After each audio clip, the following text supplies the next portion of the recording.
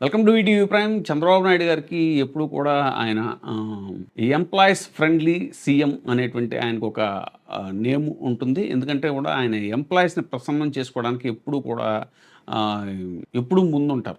ఆయన ఓట్ బ్యాంకే employees one of employees అనేటువంటి వాళ్ళు ఆయనకి ఒక స్థిరమైన ఓట్ బ్యాంక్ అని కూడా నమ్ముతారు. అఫ్‌కోర్స్ మధ్యలో కొంతకాలం వాళ్ళకి హ్యాండ్ ఇస్తే వాళ్ళు తిరగబడటం, ఆయన ఓడించడం కూడా జరిగింది.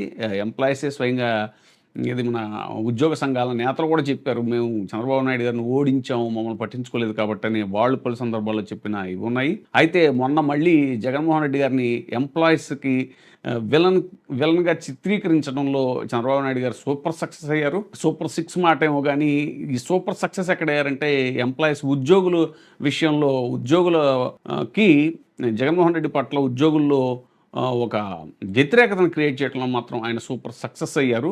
కానీ రకరకాల హామీలు ఇచ్చారు. మీ డీఏలు ఇవన్నీ కూడా మేము వెంటనే క్లియర్ చేసేస్తామని, తర్వాత దీనికి సంబంధించి కూడా మన ఓపీఎస్, ఆ ఓపీఎస్ ఏది జగన్మోహన్ రెడ్డి గారు తెచ్చిన జీపీఎస్ రద్దు చేసేస్తామని, ఓపీఎస్ మళ్ళీ ఓల్డ్ పెన్షన్ స్కీము అమలు చేసే దిశగా ప్రయత్నాలు ప్రారంభిస్తామని, ఇవన్నీ చాలా హామీలిచ్చి మొన్న ఎంప్లాయీస్‌ని ప్రసన్నం చేసుకొని అధికారంలోకి వచ్చారు మంచి స్ట్రైక్ రేట్‌తో. అయితే ఇప్పుడు మళ్ళీ సేమ్ ఓల్డ్ స్టోరీ. ఆయన వచ్చిన తర్వాత హామీలన్నీ తుంగలో తొక్కేస్తారు అనటానికి మరో ఉదాహరణ ఏంటంటే, ఇప్పుడు ఏపీ జేఏసీ అమరావతి అధ్యక్షుడు బొప్పరాజు వెంకటేశ్వర్లు గారు మళ్ళీ ఒక డిమాండ్ స్టార్ట్ చేశారు. ఉద్యోగులు, పెన్షనర్లకు చెల్లించాల్సిన 30,000 కోట్ల రూపాయల బకాయిలను ఎప్పుడు చెల్లిస్తారు అని ప్రభుత్వాన్ని ప్రశ్నించారు.